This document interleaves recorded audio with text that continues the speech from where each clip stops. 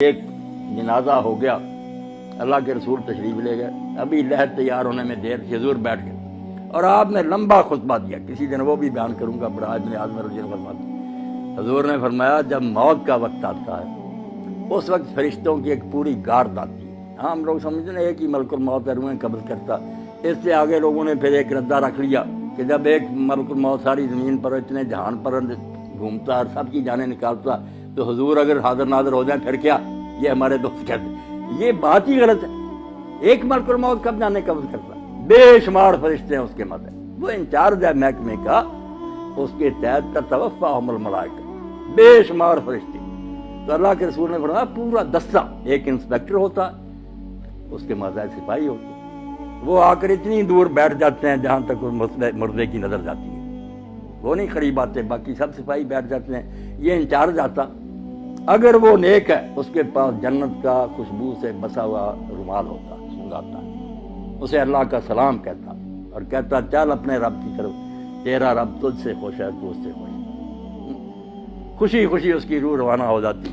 برا جو ہے نا ڈراؤنی شکلیں، جیسے ہتھکڑیاں ہوتی ہیں پولیس کے پاس، جو برا مردہ اس کے لیے جو فرشتے ہی آتے ہیں نا، اس سے اسے پتہ چل جاتا کہ میرا انجام اب کیسا ہے۔ مسکراتے چہروں کی بجائے ڈراؤنی شکلیں، بدبودار رومال، غضب آلود نگاہیں، وہ چھپتی پھرتی پھر روح نکالتے مار مار، اور اسی وقت جب وہ رومال میں اس کو لپیٹتا دوسرے سپاہی آگے آ جاتے ہیں، اس سے وہ وصول کر لیتے ہیں، نیک روح سے لے کر جاتے ہیں۔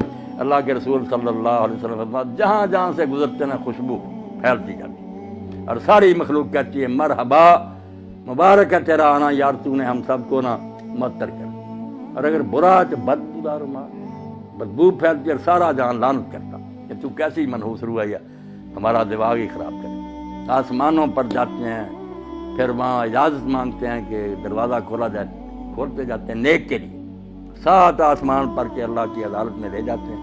حکم ہوتا ہے کہ اس کا سارا جو ہے نا اندراج وہ علیین میں کر دو، جو علیین سجین مشہور ہے کہ کوئی 2 جگہ جہاں روئے رہتی، غلط بات ہے۔ علیین سجین صرف آفس ہے، دفتر ہے، وہاں نیک لوگ جو ہیں ان کا اندراج ہو جاتا ہے کہ یہ شخص فوت ہو گیا، اس کی پوری کتاب جو زندگی تھی وہ بھی جمع کرا دی جاتی کہ یہ اس کا سارا ریکارڈ ہے۔ دوبارہ حکم ہوتا ہے کہ زمین میں سے میں نے اس کو پیدا کیا، وہیں لے جاؤ، زمین سے ہی دوبارہ اس کو پیدا، وہ روحیں واپس آ جاتی ہیں پھر اسی قبر کی طرف۔ برے کی روح لے کر جاتے ہیں، جب حضور صلی اللہ علیہ وسلم فرمایا، اللہ کہتا نہ آسمان کے دروازے نہ کھولو، میرے دربار میں نہ، دفع کرو، اس کو گار دو، اس کو 7ویں زمین کے نیچے پھینک دو، وہاں ہی رہ، وہاں سے نکالیں۔ لمبی حدیث ہے جو حضرت سے برا ابن عازب کا۔ نیک لوگوں کی روحیں خوشی میں ہوتی، کیسی پاک زندگی ان کی۔ حدیث پاک میں آتا ہے سنن ابن ماجہ کے، جب اس کو فرشتے آ کر حساب کے لیے کہتے ہیں نا کہ جواب دو ان سوالوں کا، تو منظر دکھایا جاتا ہے سورج غروب ہونے کا۔ جب وہ مردہ ہوش میں آتا ہے اور فرشتوں کے سوالوں کے جواب دینا چاہتا، دیکھتا ہے کہ سورج غروب ہو رہا ہے، عصر کا وقت بھی تنگ ہو گیا، تو وہ کہتا دعونی اصلی، مجھے ذرا مہلت دو، میں نماز پڑھ لوں۔ وہ کہتے ہیں اللہ یار تو اسے کیا حساب لینا جس کو اس وقت کی نماز یاد۔ مگر یہ حال ان کا ہی ہے نا جو زندگی میں نمازی رہے، جن کو یہاں کبھی خیال ہی نہیں آیا کہ نماز نامی شاید بھی مسلمان کا کوئی کام ہے، انہوں نے وہاں نماز کو کیا یاد کرنا۔ یہ سچا مومن اس وقت کہتا ہے دیکھتے ہوئے کہ سورج جا رہا، تو کہتا ہے یار سوالوں کے جواب دوں گا میں، پہلے مجھے نماز پڑھ، بڑا خوش ہوتے ہیں۔ اور جب سوال کرتے ہیں تیرا رب کون ہے، تیرا دین کیا ہے، تیرا نبی کون ہے، دیتا تو کہتے ہیں ہم پہلے ہی جانتے تھے، اس سے پوچھتے تو نے یہ، اس نے کہا میں اللہ کی کتاب پڑھتا تھا، قرآن سے مجھے سب پتا۔ وہ کہتے ہیں ہمیں تیرے بارے میں یہی توقع، سو جا، جیسے دلہن آرام سے سوتی ہے، اور روزانہ پھر اس کو جنت کا مقام دکھایا جاتا، ہر روز پردے ہٹا کے صبح شام وہ دیکھتا ہے کہ آخرت میں میرے لیے یہ تیار خوشیاں، جیسے مہمان خانے میں ریسٹ ہاؤس میں بیٹھے نا، وہاں دیکھتا ہے کہ میرے لیے یہ انعام ہے، خوشیاں ہی خوشیاں۔ اور دوسرے کو صبح شام جہنم دکھائی جاتی، جیسے پھانسی کا ہاتھ دکھایا جاتا کہ یہ ہے تیرے لیے، اب پھانسی گلے میں پڑنے، وہ بیچارہ پہلے ہی مرتا، مرنے سے پہلے روز مرتا ہے کہ یہاں میں جانے والا ہوں۔ اللہ فرماتا ہے نار یعرضون علیہا غدوا، صبح و شام فرعون اور اس کی جماعت جہنم کے آگے سے گزارے جاتے، وہ دکھائی جاتی۔ اور یوم القیامت یردون الی اشد، جب قیامت کا دن ہوگا سچ مچ داخل ہو جائیں، یعنی مرنے سے پہلے ہی فرشتوں کے شکلوں اور رویوں سے پتہ چل جاتا کہ میرا حشر اب کیا ہے، اور بعد میں جو قبر میں جاتے ہی شروع ہو جاتا یا ایک سوال جو ہم لوگوں کو پریشان کرتا ہے کہ جب یہاں ہی سوال جواب ہوتے ہیں لوگوں کو ثواب عذاب ملنا شروع ہوتا ہے، قیامت میں پھر کیا ہوگا؟ جو کہتے ہیں صاحب صاحب قیامت کو ہونا ہے، ادھر آپ بیان کر رہے ہیں کہ سوال جواب ہوتے ہیں اور ثواب و عذاب ہوتا، یہ بھی آپ لوگ سمجھدار ہیں، سمجھنے کی بات ہے، ورنہ پریشانی ہوتی ہے۔ آپ سارے لوگ واقف ہیں اس سے کہ ایک ہے حوالات کہ زیر تفتیش مجرم وہاں رکھے گا، ایک جوڈیشل جیل ہے کہ مقدمہ چلا، فیصلہ سنایا گیا، پھر جس وارڈ میں جانے کے وہ لائق ہے وہ سزا سنا دی گئی، اس کو بھیج دیا۔ جہنم ہے جوڈیشل جیل، پورا مقدمہ سماعت ہو کے کس قسم کا مجرم ہے کہاں بھیجا جائے، یہ قیامت کے دن ہوگا۔ اور یہ جو ہے یہ صرف سرسری بات پر، جیسے پاسپورٹ دیکھا، ویزا دیکھا، چلو ادھر اس کو بھیج، یہ صرف ایسے ہے کہ یہ مہمان خانے میں بیٹھے ہوئے ہیں، خوشیاں منا رہے ہیں کہ آخری دعوت ہمارے لیے یہ ہے، جنت دکھائی جاتی ہے، برے ڈر رہے ہیں۔ اب یہاں یہ بھی سوال پیدا ہوتا ہے کہ ساتھ ساتھ ہی کیوں نہیں معاملہ طے ہو جاتا؟ اللہ تعالیٰ کو صابر ابھی فیصلہ کر دے، اس کو جہنم بھیج دے، اس کو جنت۔ یہ کیوں ہے دو مرحلے کے؟ قبر میں صرف سرسری بات پرس ہے، آخرت میں پھر جہنم میں جنت ہے۔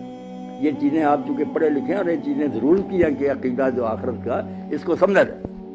بات اصل میں یہ اور بڑی نازک بات ہے جو قرآن حدیث نے بتائی، توبہ توبہ ہم اس کی طرف دھیان نہیں کرتے کہ نیکی بدی وہ نہیں جو آپ نے مرنے تک کی، کھاتا آپ کا بند نہیں ہوا، آپ مر گئے کھاتا چلتا۔ یہ جب تک یہ کارخانہ سٹاپ نہیں نہ ہوتا، میزان نہیں لگ سکتی کہ میری نیکیاں کہاں کہاں اپنا اثر دکھایا، میری بری مثالوں نے کتنے لوگوں کو گمراہ کیا۔ یہ جب قیامت آئے گی نا، اس وقت ہوگا کہ ڈاکٹر صاحب نے کتنے لوگوں کو دین کی طرف رغبت دلائی، ان کی وجہ سے کتنے لوگ دیندار بنے، انہوں نے اپنی اولاد کو، یہ سارا حصہ قیامت کے دن نکلنا۔ اللہ کہتا ہے نکتب ما قدموا وآثارا، ہم وہ بھی لکھتے ہیں جو زندگی میں تم نے آگے بھیج دیا، اور وہ بھی لکھتے ہیں جو فٹ پرنٹس ہیں، آپ کے قدموں کے نشان رہ گئے نا، اور لوگ اس پر چل رہے ہیں۔ اس لیے اللہ کے نبی علیہ السلام کی نیکیوں کا آپ اندازہ کریں۔